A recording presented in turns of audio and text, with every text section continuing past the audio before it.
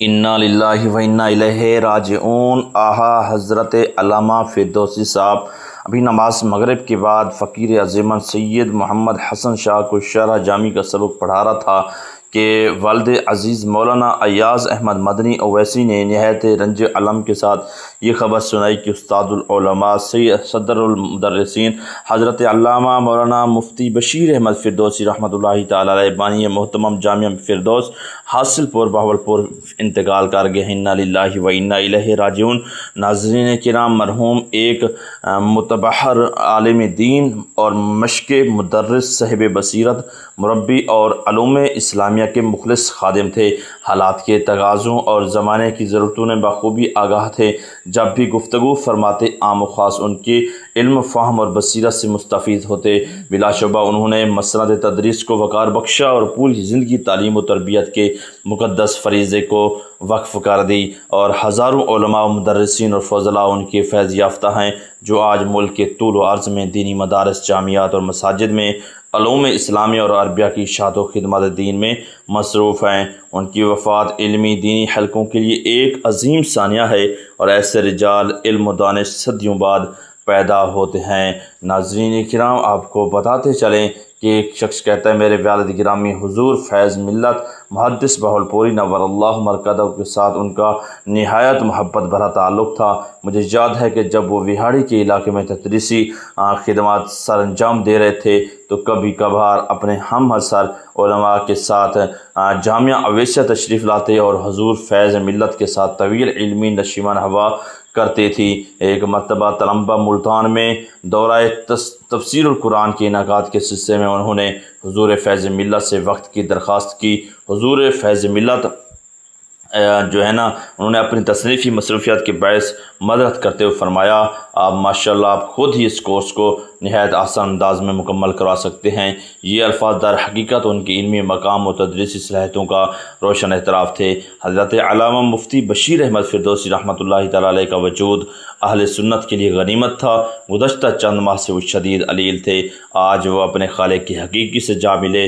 ان کا وصال ایک عظیم علمی شمع کے بجھ جانے کے مترادف ہے، تاہم ان کا علمی فیض ان کے تلامذہ اور ادارہ جامعۃ الفردوس کی صورت میں جاری رہے گا کہ دعا گو ہوں اللہ تعالیٰ مرحوم کی درجات کو بلند فرمائے، ان کی کامل مغفرت فرمائے، انہیں جنت الفردوس میں اعلیٰ مقام عطا فرمائے۔ اللہ تعالیٰ ان کے لگائے ہوئے گلستان علم جامعۃ الفردوس کو تعدیر علم و عمل کی خوشیاں میں خوشبو بکھیرنے کی توفیق عطا فرمائے۔ اللہ تعالیٰ ان کے صاحبزادگان، اساتذہ، کارکنان، متعلقین کو ہمت اور استقامت عطا فرمائے، اور وہ حضرت علامہ فردوسی صاحب رحمۃ اللہ تعالی علیہ کی علمی دینی مشن کو اسی اخلاص اور جذبے کے ساتھ آگے بڑھاتے رہیں۔ اللہ تعالیٰ تمام پسماندگان کو صبر جمیل اور اجر عظیم اور حسن جزا نصیب فرمائے۔ ناظرین، ان کی نماز جنازہ کا اعلان سماعت فرماتے جائیں کہ جناب حافظ مفتی بشیر احمد فردوسی صاحب کا ان کا نماز جنازہ جو ہے نا آج 10 جون بروز بدھ شام 6 بجے خالد برادر کاٹن فیکٹری نزد حاصل پور سٹیڈیم بہاولپور روڈ میں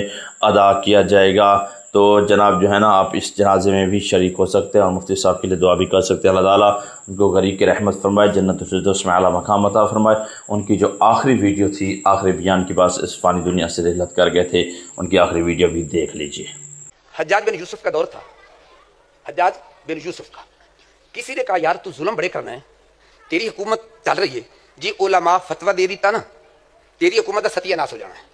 اس وقت گل ہی کوئی نہیں ہے، بندہ بڑا چالاک ہے، بڑا ذہین ہے۔ اس کا گل ہی کوئی نہیں، انہیں کی دعوت علماء دی، جو علماء بیٹھے مطالعہ کرتے ان کی شکایت روایت کا پتہ ہوا، دعوت کی تھی۔ اس وقت شہر میں 40 علماء تھے، جید علماء، انہیں دعوت کی تھی۔ 40 وچوں 39 چلے گئے، ایک مولوی لک گیا۔ کتنے گئے؟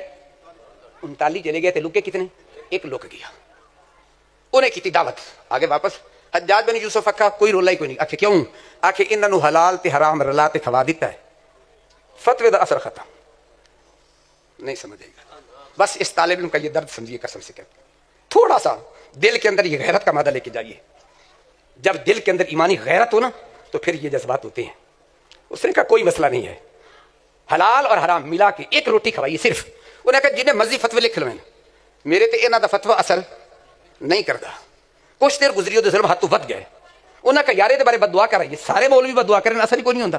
انہوں نے کہا جڑا مولوی لک گیا نا انہوں پکڑ کے لے آؤ، जेड़ा मौलवी लुक गया, पैसे नहीं लिया ना, उन्होंने पकड़ के लाया, रोटी नहीं खा के आया। उनका नाम था सईद बिन जुबैर रजी अल्लाह ताला। बड़े तारीख मुसलमानों की कसम से कहता हूं, सईद बिन जुबैर रजी अल्लाह ताला ने कहा, आज आपकी बारी आ गई, हज्जाज ने आप पे क्या करना है आपको पता ही नहीं, गवर्नमेंट गिरफ्तार करके ले गई।